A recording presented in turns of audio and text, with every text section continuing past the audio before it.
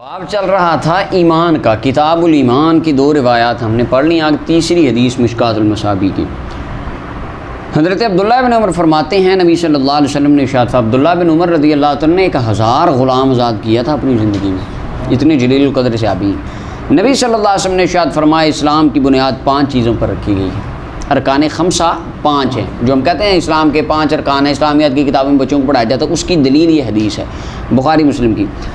گواہی دینا کہ اللہ کے علاوہ کوئی خدا نہیں اور بے شک محمد صلی اللہ علیہ وسلم اللہ کے عبد خاص کامل بندے اور اللہ کے رسول ہیں. اب پتہ چلا توحید رسالت کے بغیر پوری نہیں ہوتی. آگے آئے گا وہ ڈیٹیل والی حدیث، جو نجدیوں والی روایت آئے گی نا، اس میں وہ آئے گا. لا الہ الا اللہ محمد رسول اللہ. ایک انڈیا کے ہیں، اب تو انڈیا نے بھی اس بندے کو نکال دیا انڈیا سے. اس کا ایک لیکچر تھا انگلش میں، اردو میں نہیں تھا. اگر اردو میں ہوتا تو بہت زیادہ وائرل ہوتا ہے، انگلش میں تھا. اس کے اندر وہ کہتا ہے کہ اگر ایک بندہ رسول اللہ کی رسالت کو مانے بغیر دنیا سے چلا جائے، اور کئی لوگوں کے، میں نے ایک شخص کو دیکھا، وہ ایک بزرگ آدمی تھے، ان کی سوچ تھی جو بھی تھا معاملہ، میں نے دیکھا سنا ان سے کہ ان کا بھی یہ نظریہ تھا. اور واضح طور کہتے اللہ کو مانتا ہو، یہ ضروری نہیں ہے کہ وہ نبی صلی اللہ علیہ وسلم کا کلمہ پڑھتا ہے یا نہیں پڑھتا، بس وہ نیک اچھے عمل کرتا ہے تو وہ جنت میں جائے گا. یعنی ان کا نظریہ تھا. انہوں نے مجھے کچھ نام گنوائے، فلاں عیسائی ہے، جیسے لاہور میں گنگا رام ہے، یہ ہندوؤں نے بنایا، یا کسی عیسائی نے کوئی ہاسپٹل بنایا، تو وہ اس بندے کا نظریہ تھا کہ وہ بھی جنت میں جائے گا اگرچہ اور اللہ کے نبی صلی اللہ علیہ وسلم کو مانتا ہے کہ نہیں مانتا. حالانکہ فرمایا اسلام، قرآن میں ہے ان الدین عند اللہ الاسلام، دین اللہ کے ہاں قیامت تک اسلام رہے گا.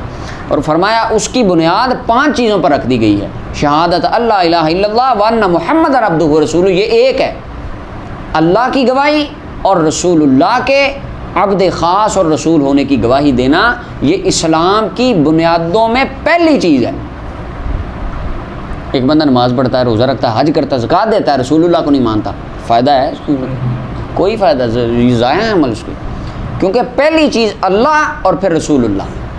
اچھا، وہ ڈاکٹر صاحب میں بات کر رہا تھا، انہوں نے کہا کہ اگر کوئی بندہ نبی صلی اللہ علیہ وسلم کو نہیں بھی نہ مانتا اور توحید پہ یقین رکھ کے اس امت میں رسول اللہ کے اعلان نبوت کے بعد اس کو پتہ ہے کہ نبی صلی اللہ علیہ وسلم نے اعلان نبوت کیا، قرآن آیا، لیکن وہ اللہ کو ایک مانتا ہے، رسول اللہ کو نہیں مانتا، تو ان کے الفاظ تھے کہ وہ بندہ بھی چانس رکھتا ہے جنت میں جانے کے.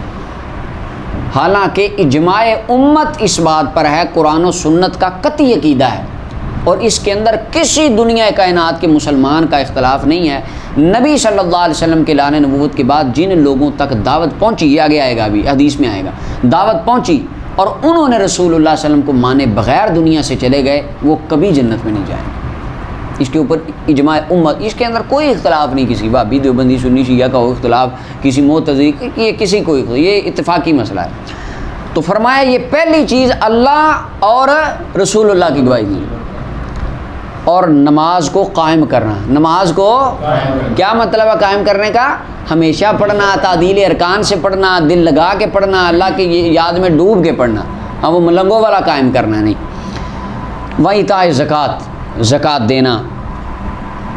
منکرین زکوٰۃ کے خلاف حضرت ابوبکر صدیق رضی اللہ عنہ نے جہاد کیا تھا. فرمایا جس نے رسی بھی رکھی جو رسول اللہ کے دور میں، اس کے خلاف بھی تلوار اٹھے گی نہیں. یہ اسلام کا بنیادی فریضہ ہے. اور حج کرنا، حج اس پر ہے جس کی اللہ تعالیٰ استطاعت عطا فرمائے. ایک روایت اس کی شرح کے اندر مولا علی قاری لکھتے ہیں، اگرچہ اس کی سند کے اندر کچھ کلام ہے، کہ نبی علیہ السلام نے ارشاد فرمایا من استطاع الحج، جو بندہ حج کی استطاعت رکھتا ہے اور حج نہیں کرتا، فلیمت ان شاء یہودین و ان شاء نصرانی، تو چاہے وہ یہودی مر جائے یا عیسائی مر جائے، اس کی کوئی ہمیں پرواہ نہیں. یعنی حج ہوتے ہوئے، مال ہوتے ہوئے، اللہ تعالیٰ نے استطاعت دی ہے، پیسہ ہے، حج فرض ہے، اور اس کے باوجود بندہ نہیں کرتا حج، تو یہ قیامت کے دن اس کے بارے میں سوال ہوگا، پوچھا جائے گا. اور رمضان کے روزے رکھنا، یہ 5 چیزوں کو اسلام کی بنیاد قرار دیا گیا. یہ بنیادی چیزیں ہیں، ان کے بغیر کوئی بندہ مسلمان نہیں ہو سکتا، ان کے بغیر.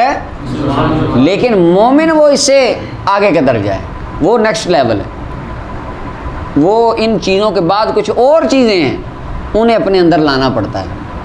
ایک عقیدے کی کچھ چیزیں ہوتی ہیں، وہ نظریات ہوتا ہے، کچھ عقائد، کچھ ایمان کی باتیں، وہ مومن. تو اسلام کے لیے یہ بنیادی 5 ہے. اگلی روایت چوتھی روایت حضرت ابو ہریرہ رضی اللہ تعالیٰ عنہ. حضرت ابو ہریرہ کی وجہ تسمیہ آپ کو بتائی تھی؟ ابو ہریرہ کو ابو ہریرہ کیوں کہتے ہیں؟ نہیں بتائی؟ اچھا، وہ معروف ہے کہ علامہ ابن عبد البر نے لکھا ہے کہ آپ مختلف وجوہات لکھی ہیں.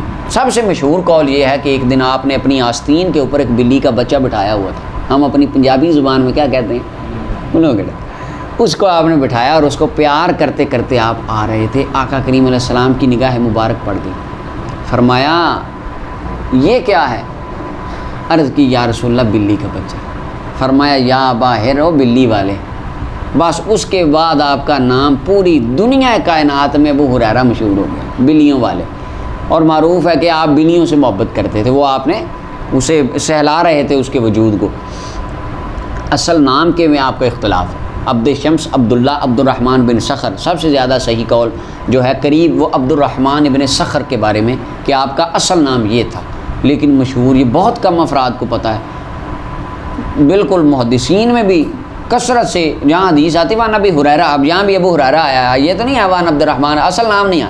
یہ آقا کریم علیہ السلام کے جملوں کی تاثیر تھی کہ زبان رسول صلی اللہ علیہ وسلم نے جس بندے کو ایک لقب عطا فرما دیا، اس کی تاثیر یہ ہوئی کہ پوری دنیا اس کا اصل نام بھول گئی. سرکار کے نام کی نسبت سے بندہ مشہور ہو گیا. یہ ایک آقا کریم علیہ السلام کی زبان اقدس کی تاثیر تھی. آپ کثیر الروایات، سب صحابہ سے زیادہ روایات آپ سے مروی ہیں. اس کی وجہ وہ آپ خود بیان کرتے ہیں. وہ روایت کے اندر آگے آئے گی شاید.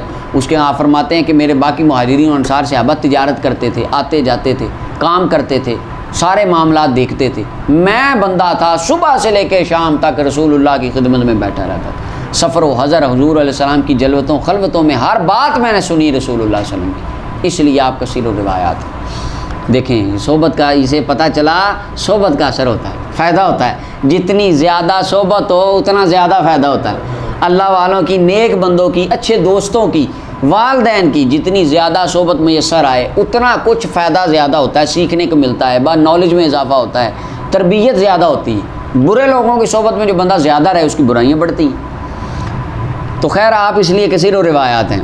یہ اوپر انہوں نے لکھا ہے عبد شمس عبد عمر، اور اسلام میں نام عبداللہ تھا، عبد الرحمن تھا، لیکن غالب انہوں نے کنیت. یہ پہلی لائن کے اندر، یہ آپ بعد میں دیکھ لیجیے گا. اسے یہ مرکات کے حوالے سے لکھا ہے.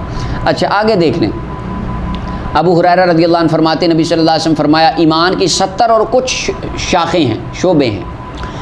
فافضل، اچھا وہ شعبے کیا ہیں؟ یہ مولا علی قاری رحمۃ اللہ لکھے ہیں، امام ابن حجر اسقلانی نے فتح الباری میں بھی لکھے ہیں. اور ڈیٹیل ہے لمبی، یعنی اس میں آ جاتا ہے اچھی بات کرنا، جھوٹ نہ بولنا، محبت سے ملنا، غیبت سے بچنا، چغلی سے، یہ ساری یعنی ایٹیکیٹس کی چیزیں. ابتدا میں کچھ عقائد کی ہیں، اللہ پر ایمان لانا، نبی علیہ السلام پہ، کتابوں پہ، قیامت پہ، آخرت پہ ایمان پہ، اور اپنا قبر سے اٹھنے پر ایمان لانا، باس بعد الموت، ان چیزوں پہ. اور باقی کچھ ایٹیکیٹس کی ہیں 70 اور کچھ ہیں، 73 شمار کی ہیں بعض نے.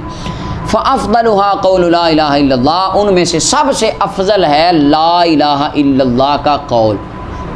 لا الہ الا اللہ کا یہ افضل ہے. اچھا یہ افضل کس اعتبار سے؟ ایک تو اس کا یہ معنی کہ لا الہ الا اللہ اسلام لانا سب سے افضل ہے، لیکن جس کانٹیکسٹ میں یہ حدیث ہے اس کا مطلب یہ ہے کہ سب سے افضل کام وہ ذکر اللہ ہے. لا الہ افضل، جیسے مولا علی قاری فرماتے ہیں افضل ذکری لا الہ. ہماری مسجدوں میں کہیں میں دیکھا ہے نماز کے بعد سلام پھرتا تو ایسے ہی وہ بابے بزرگ بندے شروع کرتے ہیں افضل و ذکری، بعد میں لا الہ الا اللہ شروع کرتے ہیں. اچھا تو فرمایا یہ افضل ہے سب سے، یعنی لا الہ الا اللہ کی گواہی دینا، کہنا، یہ سب سے افضل ہے. وَأَدْنَاهَا إِمَاطَةُ الْأَذَىٰ، اور سب سے ادنا یعنی ان میں سے کم درجہ. ثواب اس پہ بھی ہے، لا الہ الا اللہ پہ تو اعلیٰ ثواب ہے نا. فرمایا ثواب اس پہ بھی ہے، کیا؟ اماطۃ الاذی عن الطریق، رستے سے اذیت والی چیز کو ہٹانا، پتھر کو ہٹا دینا، کانٹے کو ہٹا دینا، کوئی کیل سڑک پہ پڑا ہے اٹھا کے سائڈ پہ کر دینا کہ کسی کے ٹائر میں نہ لگ جائے. ٹھیک ہے جی. کوئی اس طرح گلی کے اندر کوئی کھڈا بن گیا ہے اس کو جا کے پر کر دینا کہ یہاں پر کسی گزرنے والے کو تکلیف نہ ہو. یہ چیزیں ہیں، ان سب کے اوپر ثواب ہے. اور روایات میں، فضائل کی باتوں میں، روایات میں یہ بھی آتا ہے کہ ایک بندہ تھا، وہ جا رہا تھا، اس نے دیکھا کہ آگے ایک درخت تھا، اس کی کچھ شاخیں تھیں درخت، وہ گزرنے والوں کے منہ پہ بجتا تھا اور گزرنے والوں کو تکلیف ہوتی تھی.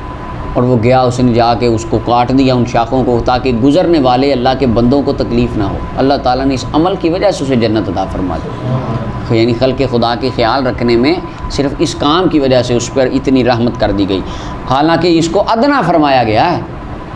اب آپ دیکھ لیں اللہ کی جو رحمت ہے نا، وہ بندے بخشنے کے بہانے تلاش کرتی ہے، یقین مانے ایسے ہی ہے۔ اب دیکھ لیں وہ بنی اسرائیل، صحیح مسلم کی روایت، بنی اسرائیل میں عورت فاحشہ عورت تھی جس کا کردار بھی اچھا نہیں تھا، وہ کتے کو پانی پلا رہی ہے، اللہ تعالیٰ اس کی وجہ سے اسے جنت عطا فرما رہا ہے۔ اب یہ درخت کاٹ رہا ہے، اللہ تعالیٰ اس کو جنت عطا فرما رہا ہے۔ یعنی جس چیز کو ادنا کہا گیا، اگر کوئی نیت سے وہ کر رہا ہے تو اس کو جنت مل رہی ہے، تو جو رسول اللہ کی محبت میں اعلیٰ عمل کرتے ہیں ان کا کیا پھر قیامت کے دن اللہ تعالیٰ ان پہ کتنی رحمتیں فرمائیں، مہربانی فرمائیں۔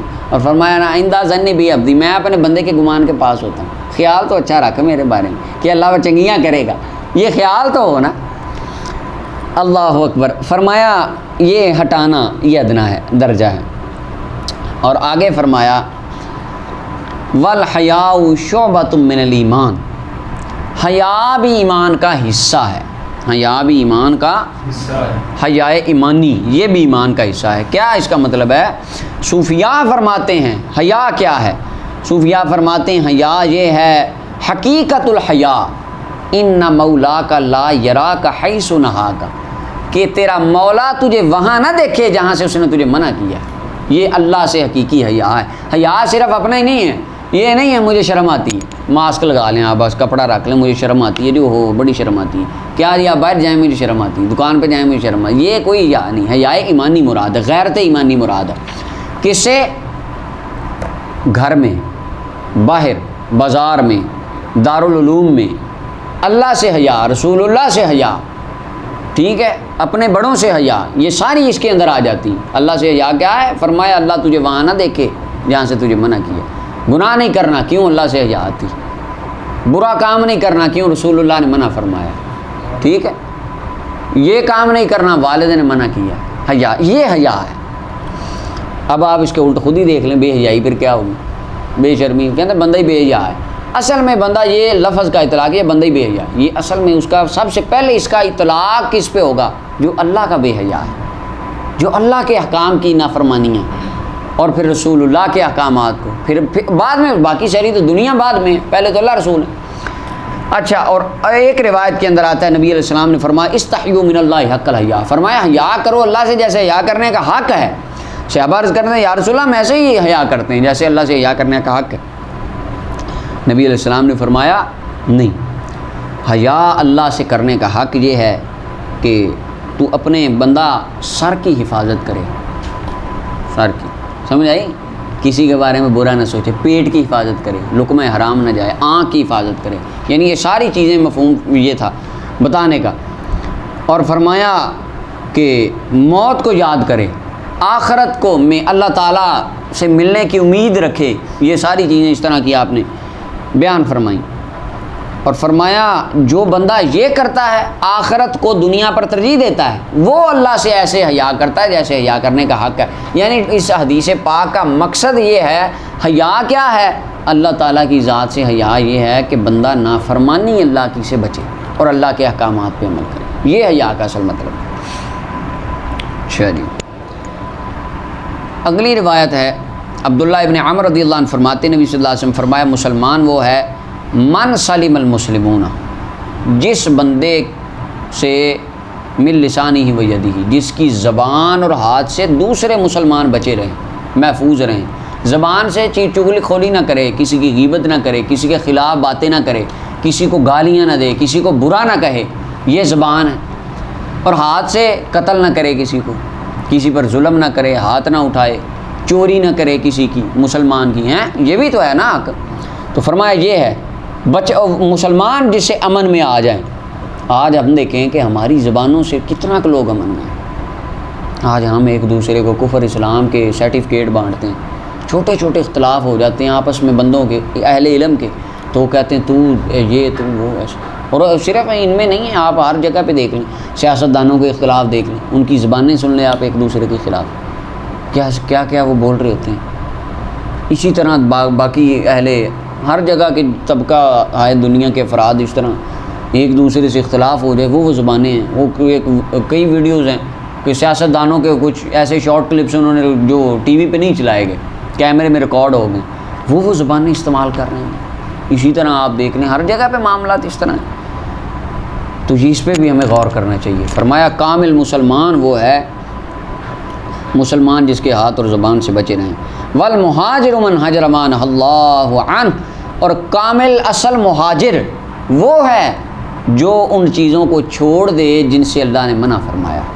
کیونکہ سرکار جانتے تھے بعد میں آنے والے زمانے میں ہجرتیں وہ والی نہیں ہونی.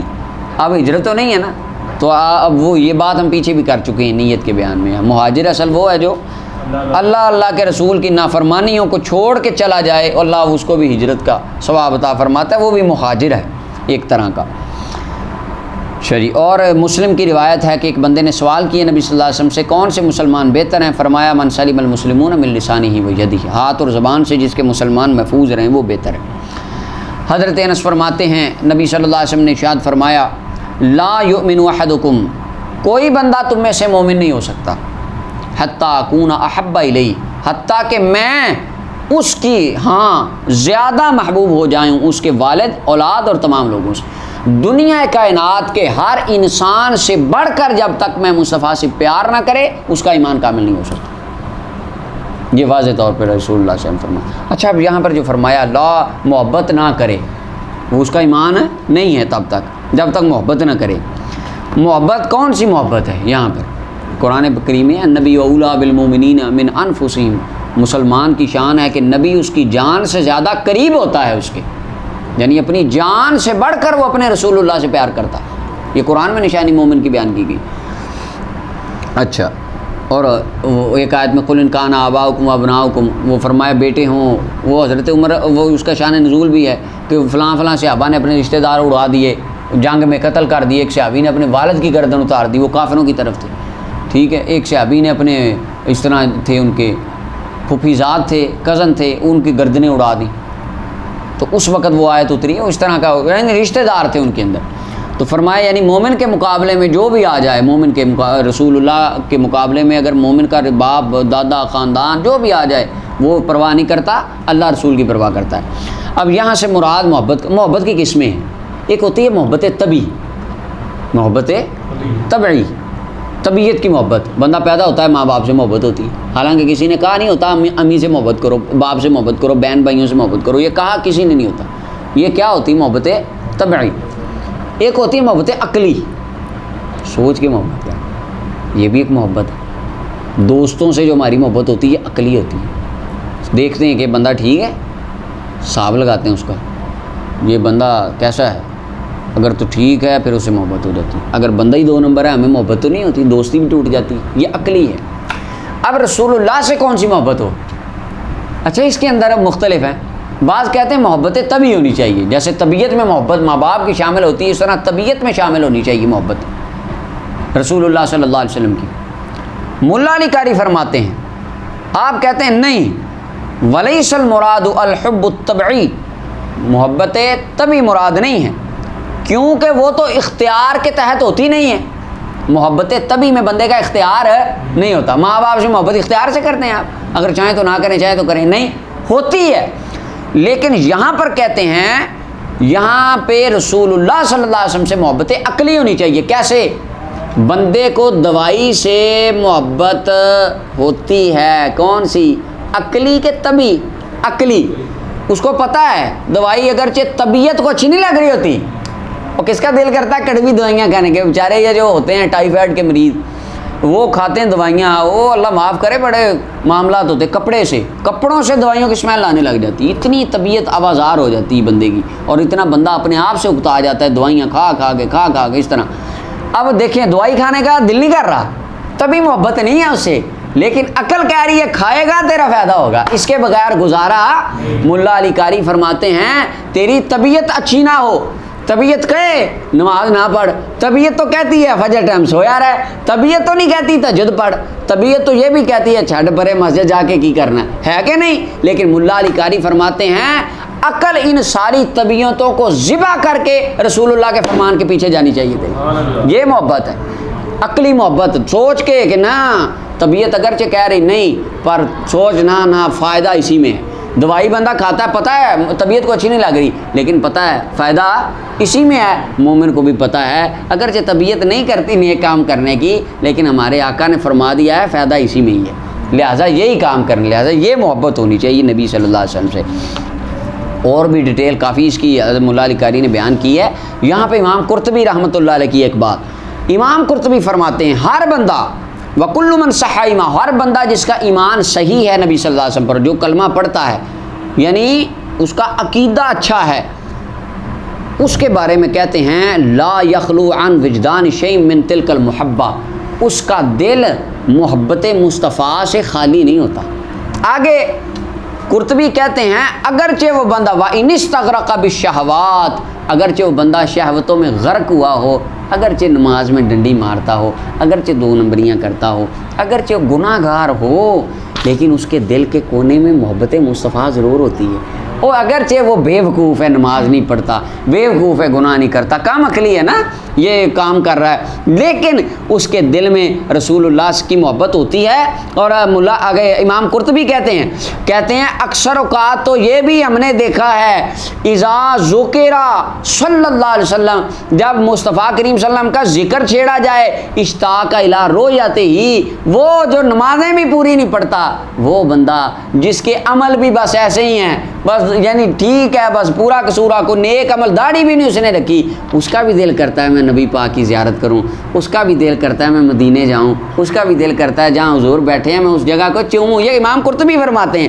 کہتے ہیں اس کا بھی دل کرتا ہے. اور اگر اس کو بھی کہا جائے کلین شیف والے کو جو پینٹ شرٹ پہنتا ہے، داڑھی نہیں اس نے رکھی، پگڑی اس نے نہیں باندھی، اور نمازیں بھی پوری کوئی نہیں پڑھتا، بہت زیادہ تسبیحاں بھی وہ کوئی نہیں کرتا، کلمہ پڑھتا ہے، حضور سے محبت کرتا ہے، اگر اس کو بھی کوئی ایسا موقع آ جائے، اس کو کہا جائے اور اس کے زندگی میں کوئی ایسا حادثہ بن جائے، وہ اپنے بیوی بچے ماں باپ آل اولاد کل قرب چیزیں حضور کے قدموں سے قربان کر دینے کو تیار ہو جاتا ہے. امام قرطبی فرماتے ہیں بندہ جتنا بھی گناہ گار ہو، اللہ کی قسم قیامت کے دن اس کو اس محبت مصطفیٰ کا فائدہ رسول اللہ عطا فرمائیں گے، اس کو اس کا بھی فائدہ ہوگا.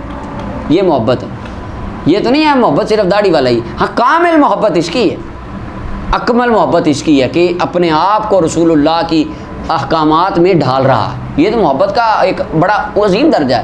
لیکن جو ذرا گناہ گار ہیں ان کے لیے یہ تو نہیں بالکل ہی جاؤ جہنم میں، یہ نہیں ہے ان کے لیے. ہاں ان کو کہا جائے، رغبت دی جائے، اس طرف لایا جائے، ان کو اس کو نفع ملے گا. اور آگے امام مولا علی قاری فرماتے ہیں اس محبت کا سب سے اعلیٰ ترین درجہ اللہ نے رسول اللہ کے صحابہ کو عطا فرمایا. ان جیسی محبت کائنات میں رسول اللہ سے کسی نے کی نہیں. تو لہٰذا جو بھی ہو محبت رسول صلی اللہ علیہ وسلم کے بغیر ایمان بندے کا کامل نہیں ہے، یہ لازمی شرط.